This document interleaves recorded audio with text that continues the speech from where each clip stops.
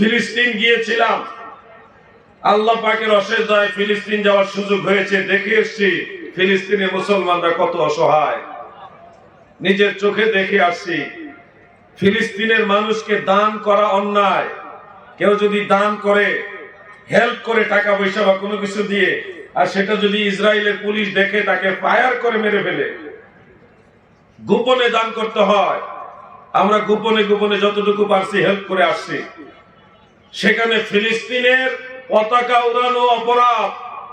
কেউ যদি ফিলিস্তিনের পতাকা উত্তোলন করে তাকে ফায়ার করে মেরে ফেলে, হত্যা করে ফেলে। একটা পাখি মারলে জবাবদিহিতা আছে, কিন্তু মুসলমান মারলে জবাবদিহিতা নাই। এমন এক জায়গা হলো ফিলিস্তিন। ইসরায়েল এমন ভাবে ফিলিস্তিনকে গ্রাস করে ফেলেছে, আপনারা কল্পনাও করতে পারবেন না। মিডিয়াতে সব আসে না, মিডিয়াতে সব নিউজ আসে না। কল্পনাও করতে পারবেন না মুসলমানদের উপরে কি পরিমাণ অত্যাচার করা হচ্ছে। আমি বাংলার মানুষ, আমি বাংলাদেশ থেকে সেটুকু বলতে পারি, আমাদের দেশেও অন্য ধর্মের মানুষ আছে, কিন্তু আমরা অন্য ধর্মের মানুষদেরকে আমানত মনে করে তাদেরকে সেভ করি, তাদেরকে ভালোবাসা দেই। তাদের সাথে কি অন্যায় আচরণ করলে সেটা প্রতিবাদ করি। আমাদের 32টা দাঁতের মাঝে একটা জিহ্বা যেমন নিরাপদ, বাংলার জমিনে সমস্ত অন্য ধর্মাবলম্বী যারা, তারা আমাদের কাছে ওইভাবে নিরাপদ। আমরা যদি কখনো দেখি যে হিন্দু ধর্মের হোক, খ্রিস্ট ধর্মের হোক, বৌদ্ধ ধর্মের হোক, অন্য ধর্মের হোক, তাদের উপরে কেউ যদি অন্যায় আচরণ করে, তাদেরকে আমরা প্রতিবাদ করে, অমুসলিম যারা আছে তাদেরকে আমরা সেভ রাখি, কারণ তারা আমাদের দেশের আমানত, মুসলমানদের কাছে আমানত। কিন্তু আপনি দেখেন ফিলিস্তিনের দিকে তাকায়া হাজারে হাজারে মানুষ মেরে ফেলতেছে, হাজারে হাজারে মুসলমান মেরে ফেলতেছে। প্রায় 20,000-এর উপরে মুসলমান মেরেছে। পৃথিবীর হলুদ মিডিয়াগুলো, হলুদ মিডিয়া মানে পক্ষপাতিত্ব করে যারা নিউজ করে, তাদেরকে আমরা বাংলাদেশে হলুদ মিডিয়া বলি। এই হলুদ মিডিয়াগুলি তারা অনেক নিউজ ওইভাবে প্রচার করে না। আমরা আপনাদের কাছে একটা কথা বলতে চাই, ফিলিস্তিনি মুসলমানদের জন্য কি আপনাদের মায়া লাগে? আওয়াজ দিয়ে বলতে হবে, মায়া লাগে? হাজার হাজার ছোট ছোট শিশুদেরকে গুলি করে মেরে ফেলছে, এমন বোমা ফেলছে, সেই বোমা পুরো বিল্ডিং সহ মানুষ যা আছে সব মুহূর্তের মধ্যে ধ্বংস হয়ে যাচ্ছে, সবাই মুহূর্তের মধ্যে ফিনিশ হয়ে যাচ্ছে। বাইতুল মুকাদ্দাস 50 বছরের বয়সের কম যারা, তারা মসজিদুল আকসার মধ্যে ঢুকতে পারে না। আমাদের সামনে একটা লোককে গুলি করে মেরে ফেলেছে, কিছুই করার ছিল না। আমি আপনাদেরকে কথাগুলি কেন বলছি? মুসলমান, মুসলমান তোমরা ঐক্যবদ্ধ থাকো। মনে রাখবে, তোমাদেরকে মারলে পৃথিবীর কোন মিডিয়াও প্রচার করবে না। আর যদি তোমরা কামড়া কামড়ি করো, সামান্য একটা বিষয় যদি এদিক সেদিক হয়, সারা পৃথিবীর মিডিয়া এটাকে ফোকাস করে দিবে, অমুক হুজুর এই কাজ করেছে। এই জন্য আপনারা ঐক্যবদ্ধ থাকবেন। ফিলিস্তিনের মুসলমানদের জন্য আপনাদেরকে একটা কাজ করতে হবে। আমি আপনাদেরকে একটা প্রশ্ন করি, আপনারা কি চান যে আপনাদের টাকা দিয়ে বোমা বানিয়ে মুসলমানদেরকে, বিশেষ করে ফিলিস্তিনি মুসলমানদেরকে মারুক? এটা কি আপনারা চান? কিন্তু আপনাদের টাকা দিয়ে বোমা বানিয়ে মুসলমান মারতেছে, আপনাদের টাকা দিয়ে মারতেছে। কিভাবে কিভাবে মারতেছে? ইসরায়েলের অনেক পণ্য আছে ভারতবর্ষে বিক্রি হয়, ইসরায়েলের অনেক পণ্য আছে ভারতবর্ষে বিক্রি হয়। এই জন্য আপনাদেরকে বলছি, ইসরায়েলের সকল পণ্য বর্জন করে দিতে হবে। তাহলে দেখবেন আপনাদের মাধ্যমে, আপনাদের পকেটের টাকা নিয়ে মুসলমানদেরকে মারতে পারবে না, ঘরে বসেও তাদের বিরুদ্ধে জিহাদ করতে পারবেন। প্রিয় ভাই আমার, এই পৃথিবীতে মুসলমানেরা সবচেয়ে বড় অসহায়। তবে হ্যাঁ, মুসলমানদের পক্ষে আল্লাহ আছে। বলেন কে আছে? আমরা হিংস্র নই, কারো উপর আক্রমণ করব না। আমরা মদিনাওয়ালার আদর্শ পক্ষে ধারণ করি, আমরা নবীজির সেই আদর্শ ধারণ করি। আল্লাহর হাবিব মসজিদে নববীতে বসে আছেন, সাহাবায়ে কেরাম নবীজির কাছে আসেন। এমত অবস্থায় ইহুদি ধর্মের কিছু লোক আল্লাহ রাসূলের সাথে দেখা করতে যাচ্ছেন। সাহাবীরা বললেন, তোমরা কোথায় যাচ্ছ? তারা বললেন, আমরা ইসলাম ধর্মের নবী মুহাম্মদ মুস্তাফা সাল্লাল্লাহু আলাইহি ওয়াসাল্লামের সাথে দেখা করতে যাচ্ছি। একজন সাহাবী কি আল্লাহর নবীকে বললেন, ইয়া রাসূলুল্লাহ, নবী গো,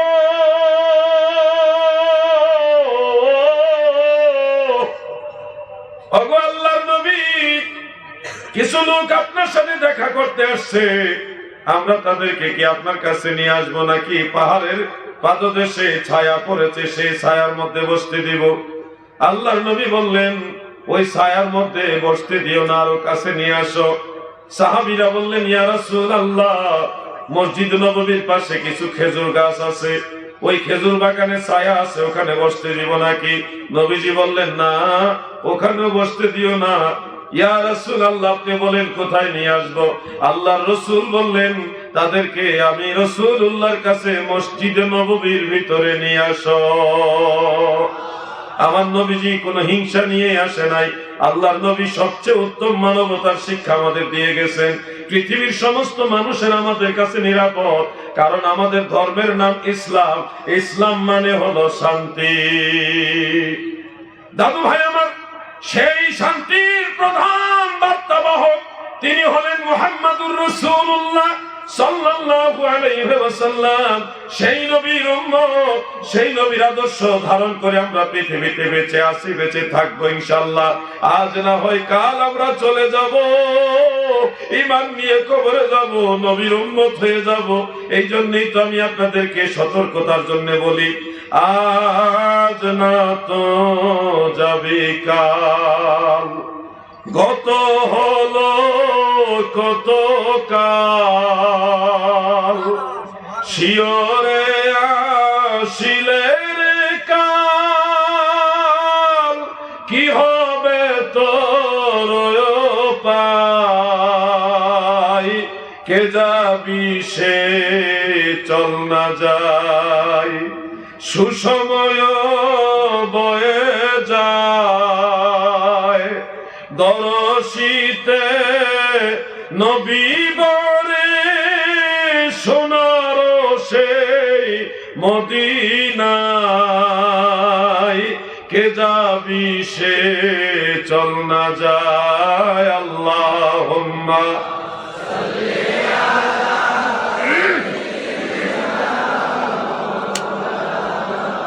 মুহাম্মদ ওয়া আলা আলি।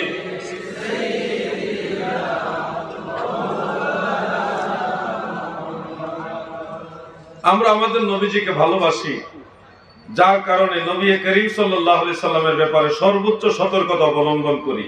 নবীজির সম্মান তাআযীমের বিষয়টা গুরুত্ব দেই। বুখারী শরীফের মধ্যে একটা riwayat উল্লেখ রয়েছে, একজন বলছে যে আমি কিসরা কায়সার গিয়েছি, পৃথিবীর অনেক রাজা বাদশার দরবারে গিয়েছি, কিন্তু আল্লাহ রাসূল হযরতে মুহাম্মদ মুস্তাফা সাল্লাল্লাহু আলাইহি ওয়াসাল্লামের দরবারে তার অনুসারীরা যেইভাবে তাআযীম প্রদর্শন করে, সম্মান প্রদর্শন করে, এইভাবে তাআযীম সম্মান প্রদর্শন করতে আমি পৃথিবীর কোন রাজা বাদশার দরবারে দেখিনি। সুবহানাল্লাহ বলেন। কারণ হলো আল্লাহর নবী যখন থুতু মুবারক ফেলতে চাইতেন, আমার নবী সাহাবারা গাছের পাতার মতো এইভাবে হাত বিছায় দিতেন। হাত বিছায় দেওয়ার উদ্দেশ্য হলো আল্লাহ রাসূলের থুতু মুবারক যার হাতের মধ্যে যে পড়তো, সেই থুতু মুবারক বরকতান মাথায়, মুখে, বুকে মালিশ করত। আর এটা জেনে রাখুন, আল্লাহর রাসূলের থুতু মুবারকের মাঝে মিশক আম্বরের চেয়ে আরো সুন্দর ঘ্রাণ ছিল। অনেক সাহাবীরা বলতেন, শামাইলের কিতাবগুলির মধ্যে উল্লেখ যে আল্লাহ রাসূলের চেহারার মধ্যে, চেহারা মুবারকের মধ্যে তাকাতাম, রাত্রে বেলায় আকাশের পূর্ণিমার চাঁদের দিকে তাকাতাম, আরেক দিকে আল্লাহর রাসূলের চেহারা মুবারকের দিকে তাকাতাম, কিন্তু আমরা দেখতাম চাঁদের চেয়েও আরো সুন্দর আমার দয়াল নবী। আকাশের চাঁদের দিকে তাকাইলে তাকাইতে তাকাইতে এক সময় দৃষ্টির মধ্যে ক্লান্তি আসে, কিন্তু আল্লাহ রাসূলের চেহারা মুবারকের দিকে তাকাইলে তাকায় থাকতে মনে চায়, পেটের ক্ষুধা যন্ত্রণার কথাও মনে থাকে না।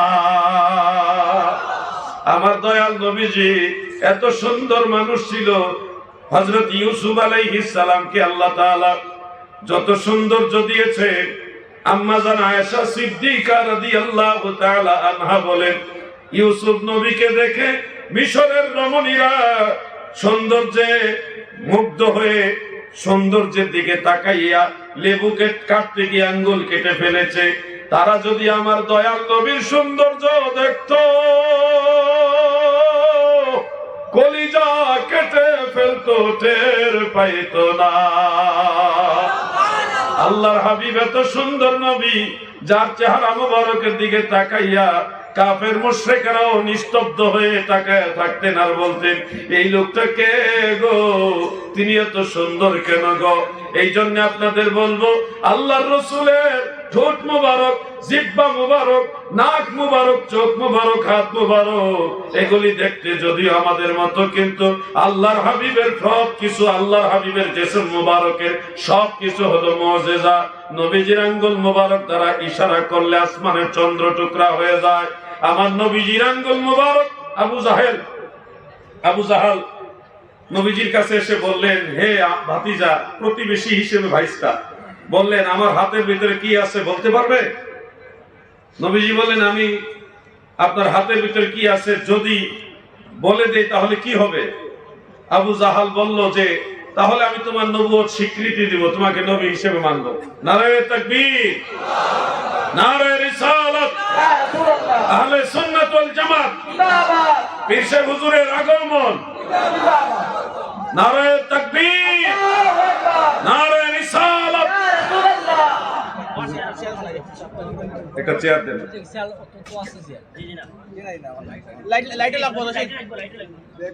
ধীরে ধীরে একটু জিকির করেন, লা ইলাহা ইল্লাল্লাহ, মুহাম্মদে লা ইলাহা ইল্লাল্লাহ, হাসবি রাব্বি জাল্লাল্লাহ, মাফি ওর নূর মুহাম্মদ সাল্লাল্লাহু লা ইলাহা ইল্লাল্লাহ, জোরে লা ইলাহা ইল্লাল্লাহ, লা ইলাহা ইল্লাল্লাহ, হক লা ইলাহা ইল্লাল্লাহ, মুহাম্মদ রাসূলুল্লাহ সাল্লাল্লাহু আলাইহি ওয়াসাল্লাম। আবু জাহালের হাতের ভিতরে কিছু খেজুরের বীজ হাতের মধ্যে নিয়ে এসে বলতেছে, বলো তো আমার হাতের ভিতরে কি? আল্লাহ রাসূল বলে, যদি বলি তাহলে কি হবে? যে তুমি বলতে পারলে আমি তোমাকে নবী হিসেবে মানব। আল্লাহর রাসূল সাল্লাল্লাহু আলাইহি সাল্লাম বললেন, হে আবু জাহাল, আমি বলবো যে হাতের ভিতরে কি আছে, নাকি আপনার হাতের ভিতরে যা আছে সেগুলি বলে দিবে আমি আল্লাহর রাসূল? কোনটা আপনি চান? আবু জাহাল ধরে নিল খেজুরের বিচি, আর খেজুর তো কখনই কথা বলবে না, এটা তো অসম্ভব। তখন তিনি বলে, ঠিক আছে, আমার হাতের ভিতরে যেগুলো আছে এগুলো যদি বলে তুমি আল্লাহর নবী তাহলে মানব। এখন আবু জাহালের হাতের ভিতর থেকে কালেমার আওয়াজ আসতেছে, আশহাদু আল্লাহ ইলাহা ইল্লাল্লাহ ওয়া আশহাদু আন্না মুহাম্মাদান আবদুহু ওয়া রাসূলুহু। কালেমার আওয়াজ হাতের ভিতর থেকে আসে। আবু জাহেল এইগুলি হাত থেকে ঝেড়ে ফেলে দিয়ে বলতেছে, মুহাম্মদের জাদু আমার হাতের ভিতরে গিয়ে ঢুকে গেছে। নাউজুবিল্লাহ। আল্লাহর হাবিব রাহমাতুল লিল আলামিন বললেন, আপনি তো স্বীকৃতি দিয়েছেন যে ঈমান আনবেন, এখন কেন জাদু বলছেন? আবু জাহেল তখন শর্ত দিল, আকাশের চন্দ্র যদি দুই টুকরা করে দিতে পারো তাহলে বিশ্বাস করব তুমি আল্লাহর নবী। সেই জাবালে আবু কুবাইস পর্বতের মধ্যে, সাফা পাহাড়ের পাশে জাবালে আবু কুবাইস, সেই পাহাড়ের উপরে আমার দয়াল নবীজি উঠলেন, আকাশের দিকে চন্দ্রকে ইঙ্গিত করে বললেন, চন্দ্র রে, আল্লাহর হুকুমে দুই টুকরা হয়ে যাও। আল্লাহ রাসূলের আঙ্গুল মুবারকের ইশারায় আকাশের চন্দ্র যখন দুই টুকরা হয়ে গেল, আবু জাহাল তখন বলল, মুহাম্মদের জাদুর কত পাহাড়, কত পাওয়ার, যে আকাশের চাঁদের মধ্যে গিয়ে জাদু লেগে গেছে। নাউজুবিল্লাহ বলেন। কথাটা বলার উদ্দেশ্য হলো, আমার নবীজির আঙ্গুল মুবারকের মর্যাদা কত বড়, যে নবীজির আঙ্গুল মুবারকের ইশারায় আসমানের চন্দ্র টুকরা হয়। পৃথিবীর এই গোটা দুনিয়াতে কে আছে যে আল্লাহ রাসূল সাল্লাল্লাহু আলাইহি ওয়াসাল্লামের আঙ্গুল মোবারকের মতো আরেকটা আঙ্গুল এনে দেখাতে পারবে? আমার নবীজি বলেন, আমি দালাইলুন নবুওয়াত বিল বাইহাকির মধ্যে দেখেছি, হাদিসটা উল্লেখ ইমাম বাইহাকি হযরত আয়েশা রাদিয়াল্লাহু তাআলা আনহা থেকে উল্লেখ করেছেন। আম্মা জান আয়েশা বলেন, আমার নবীজি এমন এক নবী ছিলেন যিনি দিনের বেলায় দিনের আলোতে যেমন দেখতেন, রাতের গভীর অন্ধকারে আরো ভালো দেখতেন। সুবহানাল্লাহ। এমন একজন ব্যক্তি আমাকে দেখাও যে আল্লাহ রাসূল সাল্লাল্লাহু আলাইহি সাল্লাম যেরকম দিনের আলোতে দেখতেন, রাতের অন্ধকারে সেরকম দেখতেন। এরকম মানুষ পাওয়া যাবে? এটা আল্লাহ রাসূলের মুজিজা। আমার নবীজি তাকাইলে সামনে যেমন দেখতেন, পিছনে তেমনই দেখতেন, ডানেও তেমন দেখতেন, বামেও তেমন দেখতেন। আমরা যারা দেখি, সামনে দেখি, তাও যতটুকু যাকে ইন্ডিকেট করি তাকেই দেখি, সামনে সবকিছু আমরা ভালোভাবে দেখি না। কিন্তু আল্লাহ রাসূল বলে, সামনে যেমন দেখি পিছনে তেমনই দেখি, ডানে বামে সবকিছু আল্লাহ তাআলা নবীজির সামনে জাহির করে দিয়েছে, প্রকাশ করে দিয়েছে। সুবহানাল্লাহ বলুন।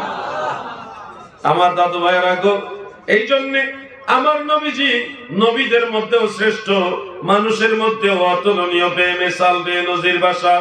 যদি আপনারা বলেন আল্লাহর নবী মানুষ, আমাদের মতোই মানুষ, কিছু ভাইয়েরা আছে আমাদের মাঝে, মুসলমানদের মাঝে কিছু বিপদগামী লোক আছে যারা আল্লাহ রাসূলকে আমাদের মতো সাধারণ মানুষ মনে করেন। আমি সেই ভাইদেরকে বলছি, ভাই কোরআন পড়ো, কিন্তু কোরআন তুমি তোমার মতো বুঝলে হবে না। আল্লাহ রাসূল এবং সাহাবায়ে কেরাম যেভাবে কোরআন বুঝেছে আপনাকে ওইভাবে বুঝতে হবে, নিজের মতো করে কোরআন বুঝলে হবে না। যেমন কোরআনুল কারীমের একটা আয়াতে কারিমা রয়েছে, সূরা কাহাফের 110 নম্বর আয়াত এবং সূরা হামিম সাজদার 6 নম্বর আয়াত। সেখানে আল্লাহ তাআলা বলেছেন, আমার সাথে তিলাওয়াত করুন, বিসমিল্লাহির রাহমানির রাহিম, কুল ইন্নামা আনা বাশারুম মিসলুকুম ইউহা ইলাইয়া আন্নামা ইলাহুকুম ইলাহুন ওয়াহিদ। নবী গো,